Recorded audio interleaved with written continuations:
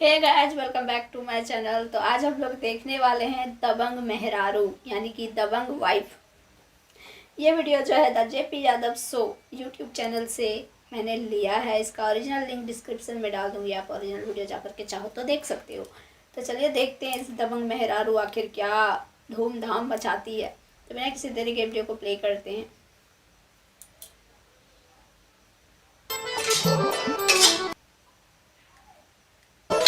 बहुत जुलुम हो गई हमरा पर, अब हम बर्दाश्त ना करें।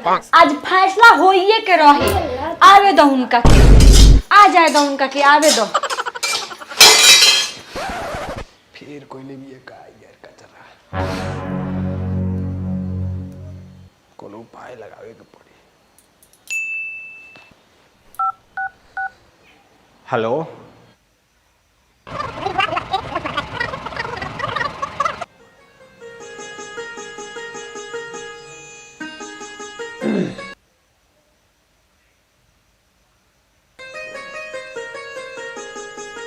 तनी एक कप चाय मिली हो?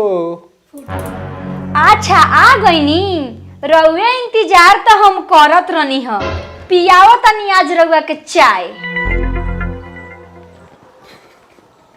मिल जाए बुझाता।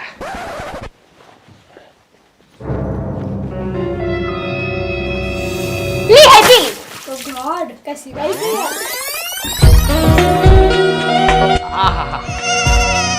तारा हाथ के चाय पी के हमार दिन एकदम हसीन हो जाला। तारा हाथ के चाय पी के हमार दिन हसीन हो जाला। आ जब हम तारा छोटकी बहनिया के देखेनी तो हमार आँख ना दूरबीन हो जाला। इहे बकवास सुने खातिर नु हमर बाबूजी तहर के 8 लाख आ फटफटिया गाड़ी देलन, ऐसन फटी चढ़ा देन। अरे काहे खिसियाता रुई तना? नानू खिसियाए के ढेर तबीयत खराब हो जाई।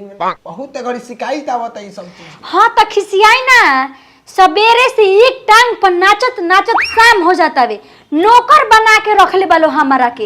यही जा देखो ना, एगो हमार बहिन बिया कि ओकर दोनों ननद काम के नचा के रख दे तरी सन, आ हम तो रानी से नौकरानी बन के रह गल बनी तहरा घर में। तो हमार बहिन नहीं खेता में हमार कौन दोष बा? हम का करी? अरे बहिन नु नहीं खे, रउआ बानी नु। रउआ कम से कम बर्तन सर्तन झाड़ू पोछा कर सकतनी नु। तारा बात बुझाता? हम ई सब घर के काम करम तो लोग का कही? तोहरे नु शिकायत होई समाज में कि अपना मर्द से काम करवावे ली। तू ही सोचो। उ सब हम कुछ नहीं खी जानत। हई धरी आ जाके खाना पीना बनाई, हमरा के आराम करे दी। जाई जाई तो सब व्यवस्था लेके आइल बिया। आ तरी जा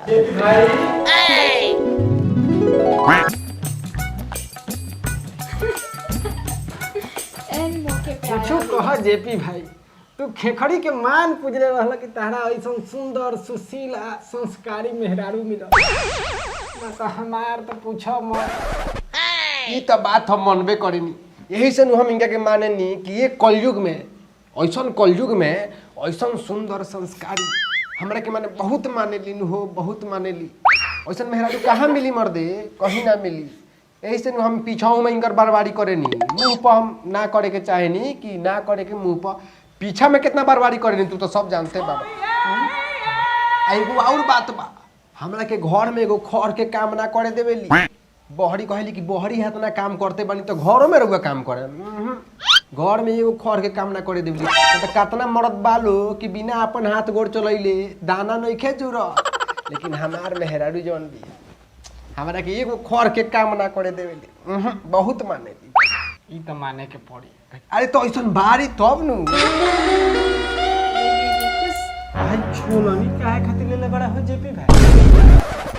आ जान तनी ई छोलनिया पुरान हो गइल बनु, एकर नोखिया मुड़का गइल बा। तो कहनी है कि एगो नया छोलनी किन के लिया दे। ये बात बा। तार उल्टा पुल्टा मत सोची है। कुछो कही बड़ी रउआ माने नहीं हमरा जेपी बहुत। भाई के।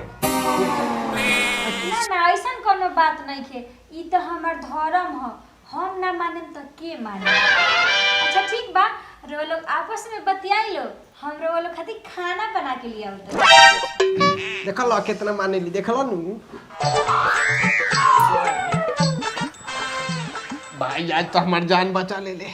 बाप रे बाप, हमारा तो बुझाइल कि आज तो हमार सब कर्म हो, काम धंधा सब हमारे करे के पड़ी, लेकिन अब देख दोनों आदमी बैठ के खा ली बना के ले आई। वो सब कुछ ना बाबू, जब हमरो घर महाभारत होई तो तारा कृष्णा जी बन के आए के पड़ी। अरे इहो पूछे वाली बात बा, यही में एक दूसरा के सहयोग करके जिए के बा, ना तो जिए दिया सही खून पी जाइए सब बाबू। ले आवे दी आज खा ली भर थरिए दबा के खा।